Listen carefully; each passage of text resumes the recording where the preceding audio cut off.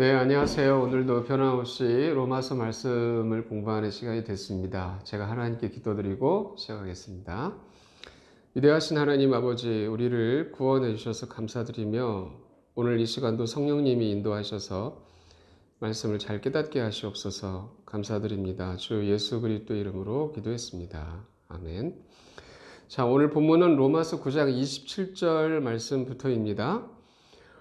오늘 본문 말씀은 사도 바울이 모든 이스라엘이 구원을 받지는 않는다라는 말씀을 하고자 하는 것입니다. 그래서 오직 이스라엘 사람이라 하더라도 예수님을 믿음으로 구원받는다라는 진리를 확고하게 하기 위해서 오늘 본문이 기록된 것입니다. 27절을 보시면 이사야도 이스라엘에 관하여 외쳐 이르되 비록 이스라엘 자손의 수가 바다의 모래 같을지라도 남은 자만 구원을 받으리라 이렇게 말씀을 하셨습니다. 바울은 여기서 이사야 대언자의 말씀을 인용합니다. 직접적으로 이사야서 10장 22절 23절을 보시면 비록 내 백성 이스라엘이 바다의 모래 같을지라도 그들 중에서 남은 자만 돌아오리라. 정해진 멸망이 의와 더불어 넘쳐 흐르니 이는 주 군대들의 하나님께서 작정된 멸망을 온 땅의 한가운데서 이루실 것이기 때문이라 하셨습니다. 자, 이 말씀에서 이사야 대언자를 통하여 하나님께서 말씀하신 것은 비록 내 백성 이스라엘이 바다의 모래 같을지라도 그들 중에서 남은 자만 돌아올 것이라고 말씀을 하셨다는 것입니다.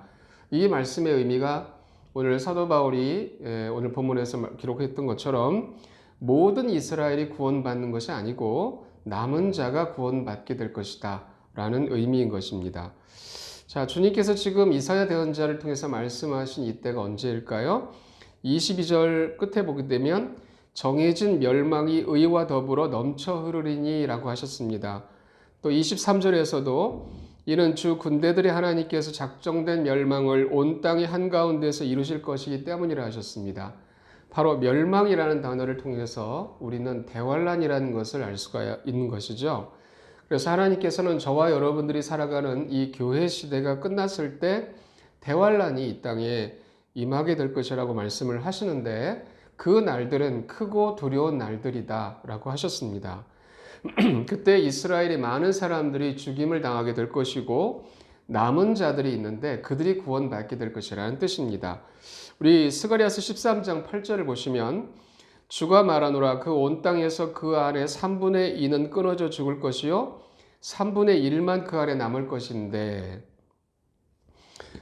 자, 이 말씀에서 이스라엘의 3분의 2가 죽게 될 것이라고 하시고 3분의 1만 남게 될 것이라고 하나님께서 미리 말씀을 하셨습니다. 9절을 보시면 내가 그 3분의 1을 불 가운데로 지나게 하고 은을 정죄하듯 그들을 정죄하며 금을 단련하듯 단련하리라. 그들이 내 이름을 부르니 내가 그들의 말을 들을 것이며 나는 말하기를 이 백성은 내 백성이라 할 것이요 그들은 말하기를 주께서는 내 하나님이시니다 하리라 하셨습니다.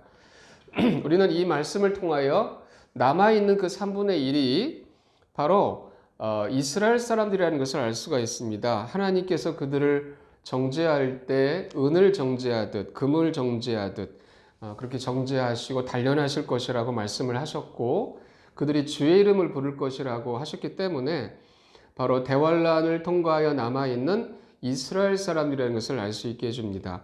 자, 이제 스가랴서 14장 1, 2절도 보시겠습니다.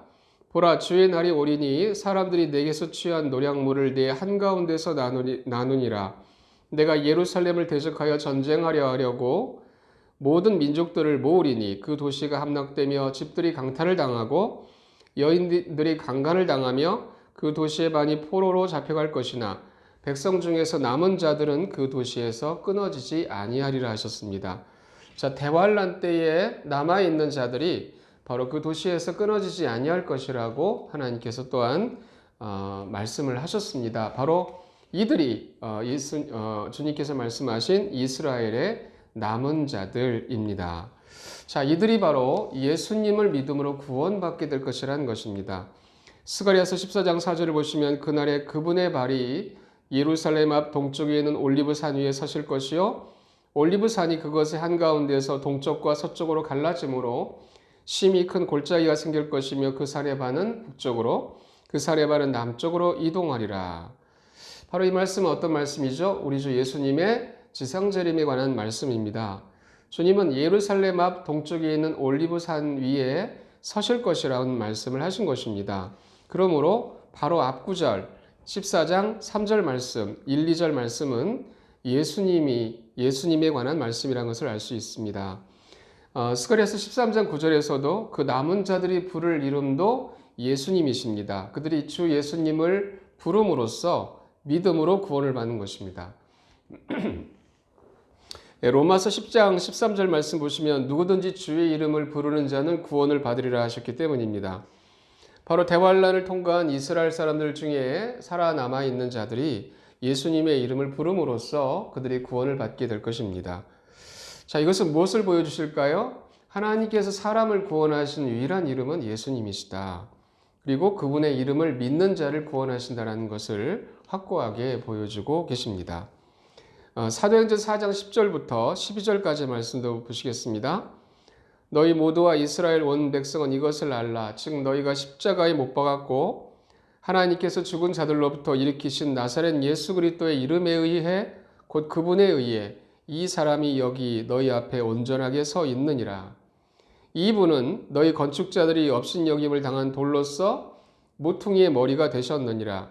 다른 사람 안에는 구원이 없나니 하늘 아래에서 우리를 구원할 다른 어떤 이름도 주께서 사람들 가운데 주지 아니하셨느니라. 이렇게 말씀하셨습니다. 자, 오직 주 예수 그리스도의 이름만이 사람이 구원받을 수가 있는 유일한 이름이다 라고 말씀을 하셨던 것입니다. 그러므로 대환란을 통과한 이스라엘의 남은 자들도 예수 그리스도의 이름을 믿음으로써 그분의 이름을 믿음으로 부름으로써 구원을 받는 것입니다. 자, 다시 본문 말씀 로마서 9장 27절을 보시겠습니다. 이사야도 이스라엘에 관하여 외쳐 이르되 비록 이스라엘 자손의 수가 바다의 모래 같을지라도 남은 자만 구원을 받으리라. 예, 하나님께서 말씀하신 대로 될 것입니다. 자, 28절을 보시겠습니다. 그분께서 그 일을 끝마치시고 의 안에서 그것을 단축하시리니 이는 단축된 일을 주께서 땅 위에서 이루실 것이기 때문이라 하느니라. 자, 사도 바울이 이 말씀에서도 이사야서의 말씀을 인용하고 있습니다. 장차 닥칠 대환란에 관한 말씀입니다. 그때에 남은 자들에 관하여 말씀을 하신 것입니다. 이제 29절 말씀 보시겠습니다. 이것은 또 이사야가 미리 말한 것, 즉 군대들의 주께서 우리에게 한시를 남겨두지 아니하셨더라면 우리가 소돔같이 되고 고모라같이 되었으리라 함과 같으니라. 네, 이 말씀은 이사야서 1장 9절을 인용한 것입니다. 군대들의 주께서 우리에게 아주 소수의 남은 자를 남겨두지 아니하셨더라면 우리가 소돔같이 되고 고모라같이 되었으리라. 자, 여기서도 우리가 남은 자를 볼 수가 있습니다. 대환란 때 앞서서 우리가 봤던 것처럼 대환란 때의 이스라엘의 남은 자들입니다. 이 말씀을 사도 바울이 인용한 까닭은 하나님께서 모든 이스라엘, 그들이 숫자가 많을지라도 그 모든 이스라엘을 구원하시는 것이 아니라 예수님을 믿는 남은 자를 구원하신다라는 말씀을 하고자 함인 것입니다. 방금 읽었던 말씀 속에서 이사야 대언자를 통하여 하나님께서 말씀하신 것은 주께서는 아주 소수의 남은 자를 남겨두셨다는 뜻입니다. 그들을 남겨두시지 않으셨다면 이스라엘이 소돔과 고모라 같이 되었을 것이다 라는 말씀입니다. 자, 우리가 창세기 말씀을 통하여 소돔과 고모라가 어떻게 되었는지 잘 알고 있습니다. 하나님께서 심판하셨을 때 그들은 흔적도 없이 완전히 멸망을 당했습니다. 그러나 하나님께서는 이스라엘 안에 남은 자를 남겨두셨던 것입니다. 바로 이것이 하나님의 긍휼이고 또한 하나님께서 그들에게 약속을 지키시는 하나님의 신실하심을 보여주고 계시는 것입니다. 자, 다시 본문의 말씀 로마서 9장 30절을 보시겠습니다. 그러므로 우리가 무슨 말을 하겠느냐? 의를 따르지 아니한 이방인들은 의 곧 믿음에서 난 의에 도달하였으나. 자, 저와 여러분들은 이방인들입니다. 이방인들이 의를 따르지 아니하였으나 믿음에서 난 의에 도달했다라는 말씀을 하고 계십니다. 자, 이 말씀의 구체적인 내용은 저와 여러분들은 율법을 지키지 않았습니다. 바로 의의 법인 율법을 지키지 않았다는 것입니다. 그러나 저와 여러분들은 복음을 듣고 주 예수 그리스도를 믿음으로 의롭게 되었습니다. 로마서 3장 28절에서 말씀하시기를 그러므로 우리는 사람이 율법의 행위 없이 믿음으로 의롭다 인정받는다고 결론을 내리노라 하셨습니다. 자, 이 말씀처럼 저와 여러분들은 율법의 행위를 하지 않아도 상관없이 주 예수 그리스도를 믿음으로 의롭게 되었던 것입니다. 이제 30절을 보시겠습니다. 그러면 로마서 3장 30절 말씀 할례자를 믿음에 의해 또 무할례자를 믿음을 통해 의롭다고 하실 분은 한 하나님이시니라. 네, 저와 여러분들은 할례자일까요? 무할례자들일까요? 네, 무할례자들입니다. 하나님께서 우리도 무할례자들인 저와 여러분들도 믿음을 통해 의롭게 하셨습니다. 그것은 예수님을 우리가 믿었을 때 하나님께서 우리를 의롭다 인정하셨던 것입니다. 자, 오늘 본문의 말씀에서 하나님께서는 그 진리를 분명하게 말씀하고 계십니다. 자, 이제 본문 로마서 9장 30절을 보시겠습니다. 그러면 우리가 무슨 말을 하겠느냐? 의를 따르지 아니한 이방인들은 의 곧 믿음에서 난 의에 도달하였다 했습니다. 네, 저와 여러분들이 율법을 지키지 않았다 할지라도 주 예수님을 믿음으로 의에 도달한 사람들입니다. 이것이 하나님께서 우리에게 행하신 일입니다. 우리에게 베푸신 하나님의 은혜에 감사를 드리기 원합니다. 자, 이제 31절 말씀 보시면 의의 법을 따른 이스라엘은 의의 법에 도달하지 못하였으니라고 했습니다. 자, 이 말씀의 의미가 무엇일까요? 이스라엘은 의의 법을 따랐습니다. 그 말씀의 의미는 하나님께서 신의 산에서 그들에게 내려주신 율법을 따랐다는 뜻입니다. 그러나 그들은 율법을 지키지 못했기 때문에 하나님으로부터 정죄를 받게 됐던 것입니다. 그리고 그들에게 예수님이 오셨을 때 그들은 예수님을 믿음으로 구원을 받을 수가 있었지만 예수님을 믿지 않았기 때문에 결과적으로 의의 법에 도달하지 못했다는 사실입니다. 32절을 보시면 무슨 까닭이냐 이는 그들이 믿음으로 그것을 구하지 아니하고 오히려 율법의 행위로 되는 것처럼 구하였기 때문이라. 그들은 그 걸림돌에 걸려 넘어졌느니라. 네, 이스라엘이 왜 이 의의 법에 도달하지 못했는지 그 이유를 말씀하십니다. 그들은 예수님을 믿음으로 의롭게 되는 길을 선택을 했어야 했습니다. 그러나 그들은 생각하기를 의롭게 되는 길은 율법을 지켜야 된다는 것, 율법의 행위로 되는 것처럼 구했던 것입니다. 그들은 바로 그 걸림돌에 넘어져 버리고 말았습니다. 결과적으로 율법을 지키려고 했지만 지키지 못하기 때문에 정죄를 받게 됐던 것입니다. 자, 오늘날도 마찬가지입니다. 전 세계에 많은 이단들이 있습니다. 그들은 예수님을 믿음으로 의롭게 되는 것이 아니라 율법의 행위로 되는 것처럼 가르치고 있습니다. 그들이 이단입니다. 갈라디아서 1장 6절부터 9절까지 말씀 보시면 그리스도의 은혜 안으로 너희를 부르신 분을 너희가 이렇게 속히 떠나 다른 복음으로 옮겨가는 것을 내가 이상히 여기노라. 그것은 다른 참복음이 아니며 다만 너희를 어지럽히고 그리스도의 복음을 왜곡하려 하는 어떤 자들이 있도다. 하지만 우리나 혹은 하늘로부터 온 천사라도 우리가 너희에게 선포한 복음 외에 다른 어떤 복음을 너희에게 선포하면 그는 저주를 받을지어다. 우리가 전에 말한 것 같이 그렇게 내가 지금 다시 말하노니 만일 어떤 사람이 너희가 받아들인 것 외에 다른 어떤 복음을 너희에게 선포하면 그는 저주를 받을지어다. 네, 사도 바울이 이렇게 갈라디아 사람들에게 이렇게 강력하게 말씀하시는 이유가 무엇입니까? 저와 여러분들이 구원받은 것은 그리스도의 은혜로 부르심을 받았다는 것입니다. 은혜란 무엇입니까? 하나님이 다 하셨다는 것입니다. 주 예수님이 저와 여러분들을 대신하여 우리를 위해서 모든 것을 행하셨기 때문에 은혜입니다. 그분이 모든 율법의 의를 다 이루셨습니다. 그리고 값없이 은혜로 그 의를 저와 여러분들에게 주셨는데 우리가 그 의를 받을 수가 있었던 길은 믿음으로 받았습니다. 예수님을 믿음으로 받았습니다. 이것이 그리스도의 은혜입니다. 자, 그러나 갈라디아 교회 안에 다른 복음이 전해지고 있었던 것입니다. 그것은 무엇이냐면 율법의 행위로 의롭게 되고자 하는 것을 말하고 있었던 것입니다. 그러나 갈라디아서 2장 16절 말씀 보시면 사람이 율법의 행위로 의롭다 인정받지 아니하고 예수 그리스도의 믿음으로 의롭다 인정받는 줄 알므로 우리도 예수 그리스도를 믿었나니 이것은 우리가 율법의 행위가 아니라 그리스도의 믿음으로 의롭다고 인정받으려 함이라. 율법의 행위로는 어떤 육체도 의롭다고 인정받을 수 없느니라 라고 하셨습니다. 자, 사도 바울이 이렇게 갈라디아 성도들에게 이 말씀을 한 이유는 갈라디아 교회 안에 율법의 행위로 의롭게 되어야 된다 이렇게 가르치고 있었기 때문입니다. 갈라디아 3장 3절 말씀도 마찬가지입니다. 너희가 그렇게 어리석으냐? 너희가 성령 안에서 시작하였다가 이제 육체로 완전하게 되었느냐? 네, 이 말씀은 갈라디아 성도들이 그러한 다른 복음에 넘어갔다는 사실을 보여주고 있습니다.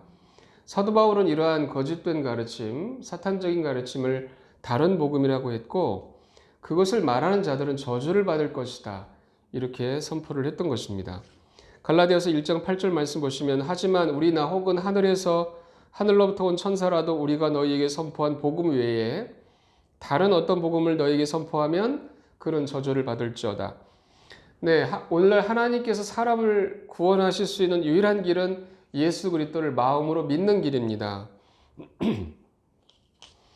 네, 다시 본문으로 돌아가서 로마서 9장 33절을 보시겠습니다. 이것은 기록된 바 보라 내가 걸림돌과 걸려 넘어지게 하는 반석을 시온에 두노니 누구든지 그를 믿는 자는 수치를 당하지 아니하리라 함과 같으니라. 네, 이 말씀은 이사야 말씀을 이용한 것입니다. 8장 14절 15절 말씀. 제가 이사야 본문을 읽겠습니다. 그가 성소가 될 것이나 이스라엘의 두 집에게는 걸림돌과 걸려 넘어지게 하는 반석이 되며 예루살렘 거주민들에게는 함정과 올무가 되리니 그들 가운데 많은 사람이 걸려 넘어지고 쓰러지며 부서지고 올무에 걸려 붙잡히리라 하셨습니다. 네, 하나님께서 말씀하시는 이분은 예수님이십니다. 예수님께서 성소가 되실 거지만 이스라엘의 두 집, 즉 북왕국 이스라엘과 남왕국 유다에게 걸림돌과 걸려 넘어지게 하는 반석이 되실 것이다 라는 예언의 말씀입니다. 어떤 의미일까요? 예수님이 땅에 오셨을 때 예수님을 믿음으로 구원을 받게 되어 있습니다. 그러나 이스라엘 백성은 율법을 지켜야 된다라고 생각을 해서 예수님을 믿지 않고 율법을 따름으로써 오히려 걸려 넘어지게 됐던 것입니다. 이사야서 28장 16절 말씀도 보시겠습니다. 그러므로 주 하나님께서 이같이 말씀하시느니라 보라 내가 한 돌을 시온의 기초로 놓으리니 그것은 단련된 돌이요 보배로운 모퉁이 돌이며 견고한 기초니라 믿는 자는 다급히 서두르지 아니하리라. 네, 이 말씀에서 하나님이 말씀하신 한 돌은 예수님이시죠. 예수님을 시온의 기초로 놓으셨다 하셨습니다. 그 돌은 단련된 돌이고 보배로운 모퉁이 돌이다라고 말씀하시고 견고한 기초라고 하십니다. 예수님을 믿는 자는 다급히 서두르지 아니한다 하십니다. 왜냐하면 예수님이 구원이시고 예수님이 우리의 견고한 기초이시기 때문입니다. 네, 고린도전서 3장 10절과 11절 말씀 보시면 내게 주어진 하나님의 은혜에 따라 내가 지혜로운 주 건축자로서 기초를 놓았고 다른 사람이 그 위에 세우되 저마다 어떻게 그 위에 세울지 주의할지니라. 아무도 이미 놓은 기초 외에 다른 기초를 놓을 수 없나니 이 기초는 예수 그리스도시니라. 네, 저와 여러분들의 기초는 예수 그리스도이십니다. 우리는 예수님을 믿음으로 구원을 받았고 영원한 생명을 얻었습니다. 우리가 서 있는 반석이 예수님이십니다. 또 우리가 구원받은 이후에 그리스도인으로서의 삶을 살아가는 가운데 의지할 분은 오직 예수님이십니다. 그분이 우리의 기초이시고 우리의 반석이시기 때문입니다. 주 예수님을 저와 여러분들이 언제나 의지하고 그분만을 신뢰하시기 바랍니다. 그분만을 따르시기 바랍니다. 그분이 우리의 기초, 우리의 반석, 우리의 생명이십니다. 골로새서 3장 3절과 4절 말씀 보시면 너희는 죽었고 너희 생명은 그리스도와 함께 하나님 안에 감춰져 있느니라. 우리의 생명이신 그리스도께서 나타나실 때에 너희도 그분과 함께 영광 속에서 나타나리라. 네, 이 말씀에서 아까 우리의 기초는 예수님이시다라는 말씀이 나왔고 골로새서 이 말씀에서는 우리의 생명이신 그리스도라고 하십니다. 저와 여러분들이 우리의 생명이신 예수 그리스도 그분의 인도하심을 따라 날마다 삶을 살아가시기를 바랍니다. 자, 오늘 말씀 여기까지 살펴보고 마치겠습니다. 제가 기도하고 마치겠습니다.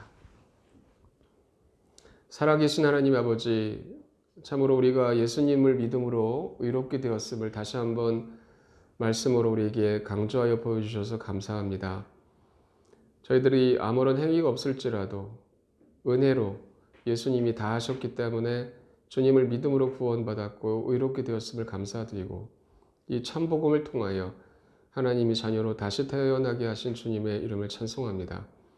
다른 복음 전하는 것에 대하여 그런 자들을 주의하게 하시고 하나님의 말씀에 따라 우리의 기초이신 예수님만을 굳게 의지하는 가운데 주님만을 따르는 저와 말씀을 듣는 모든 분들 되게 하여 주시옵소서. 아버지 하나님께 감사드리며 우리를 구원해 주신 주 예수 그리스도 이름으로 기도했습니다. 아멘.